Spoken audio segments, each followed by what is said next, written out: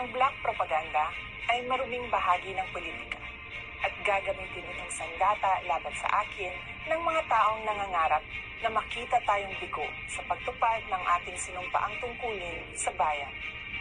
Nagiging mas matindi, mapangahas at desperado na ang mga paninira sa akin ngayon.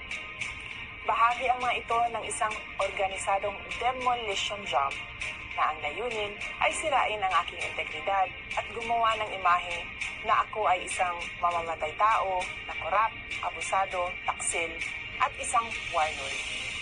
Makikita natin ito sa pag-atake sa confidential funds, pagpapalaganap ng video sa Commonwealth traffic, paggawa ng issue sa pagtatag ng security para sa opisina ng Vice Presidente, paglabas ng testigo na umano'y ako ay kaparte ng Davao Death Squad, sa malisyosong ulat tungkol sa aking mga baril at ang pampabastos sa relasyon namin ng aking asawa.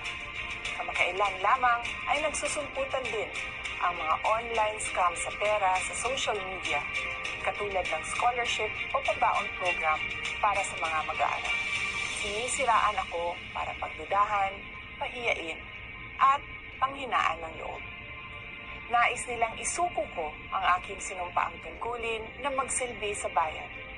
Ayaw nilang magtagumpay tayo para sa edukasyon ng mga batang Pilipino at para sa kanilang kinabukasan na nanganganib sa kamay ng korupsyon, kriminalidad, iligal na droga at terorismo. Taliwala ni ining tanan, daghang salamat sa inyong padayon na suporta o pagmahal. Magpadayon ko sa akong trabaho para sa kaayuhan sa nasod. Salamat sa inyong patuloy na suporta sa aking mandato na itaguyod ang pag-angat ng antas ng edukasyon ng ating mga kabataan. Salamat po sa inyong mga dasal. Tandaan po natin na ang mga paninirang ito ay nagkukubli ng mga personal at politikal na interes. At ang mga ito ay hindi ninyo interes. Hindi interes ng bayan, hindi ito interes ng Pilipinas.